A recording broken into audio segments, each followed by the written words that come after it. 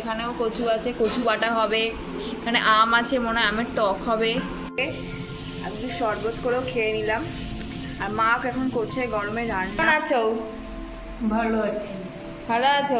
আর actually আমি ব্লগে বলেছিলাম যে hello everyone, welcome back to my channel. তো এখানে একজন কি কাজ করছে সেটা আমি দেখাবো। এইখানে বসে আছে, বসে এখানে কি কাজ করছে। এটা তুই কি কাটছিস? ঝিঙে। এইভাবে বসে কোথায় বসেছে একবার দেখুন, কোথায় বসেছে। টেবিলের ওপর উঠে গেছে ও। আলাদাই কিন্তু যশ সবজি কাটার। এইভাবে কে কাটে বটিতে?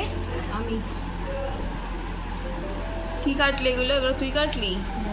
এটা তো পটল। এটা হচ্ছে তুই। কাটছিস পটল আর বলছিস ঝিঙে? তো এগুলো কি কানা?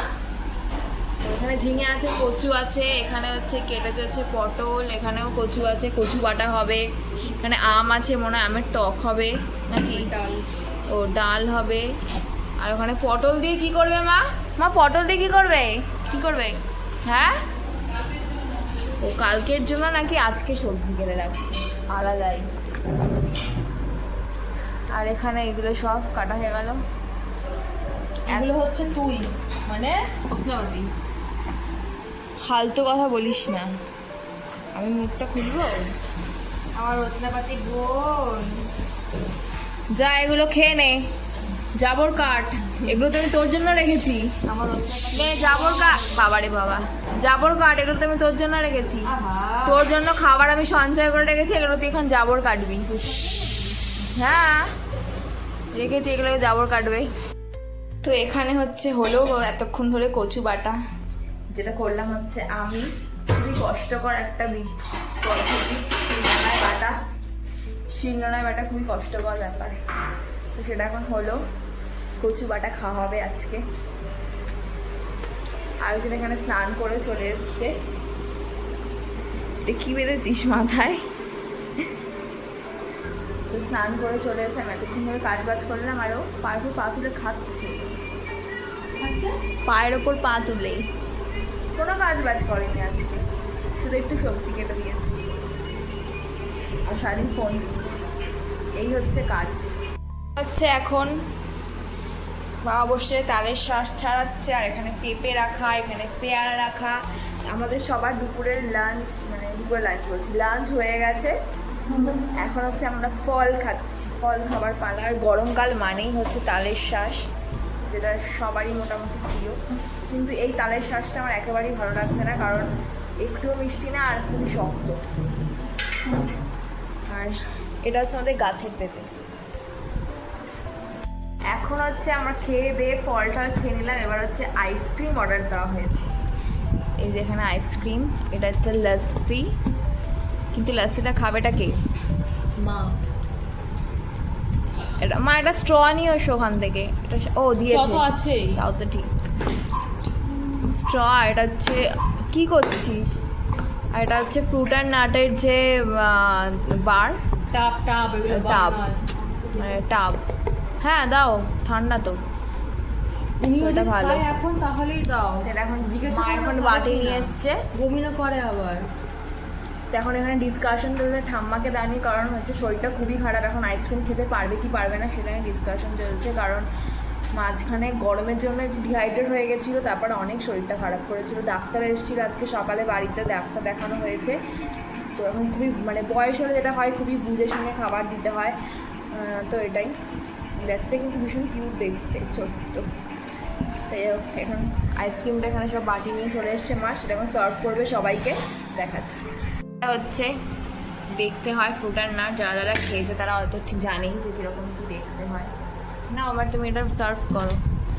তো মা চলে এসছে এখানে সার্ভ করতে।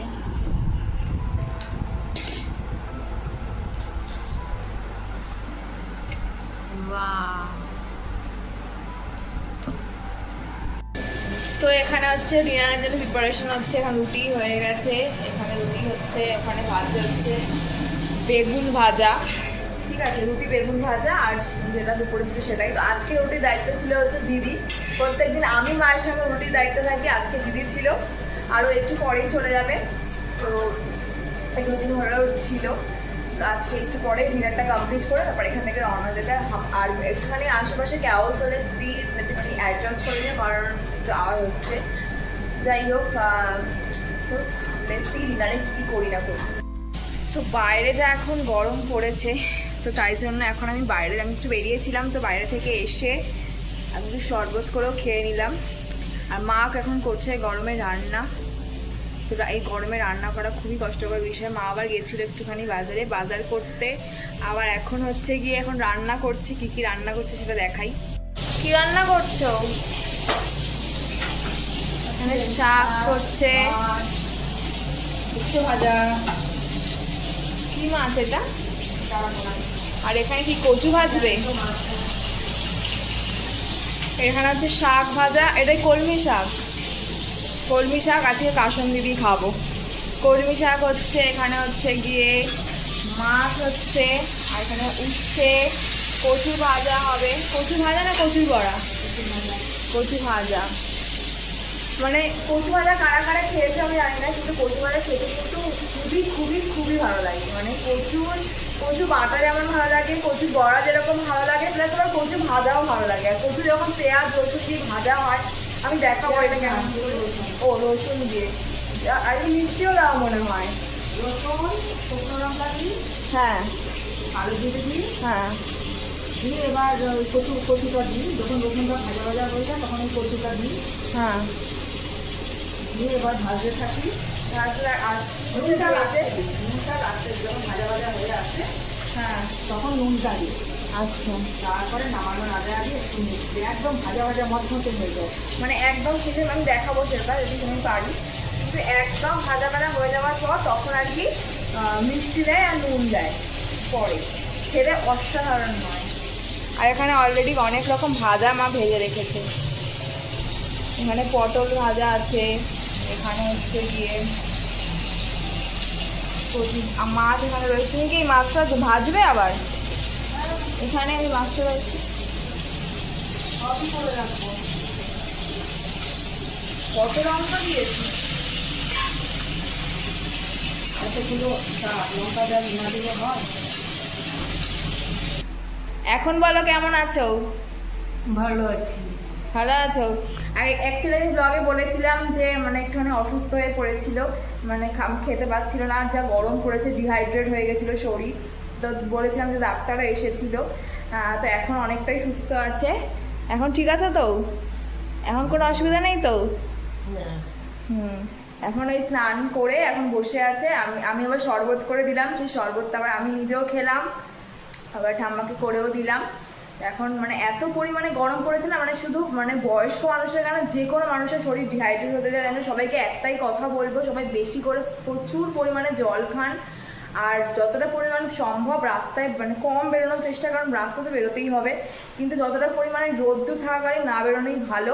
কালো ছাতা নিয়ে বেরোবে, কালো ছাতা রোদের তাপ কম লাগে। আচ্ছা, ঠাম্মা বলছে কালো ছাতা নিয়ে বেরোতে হবে।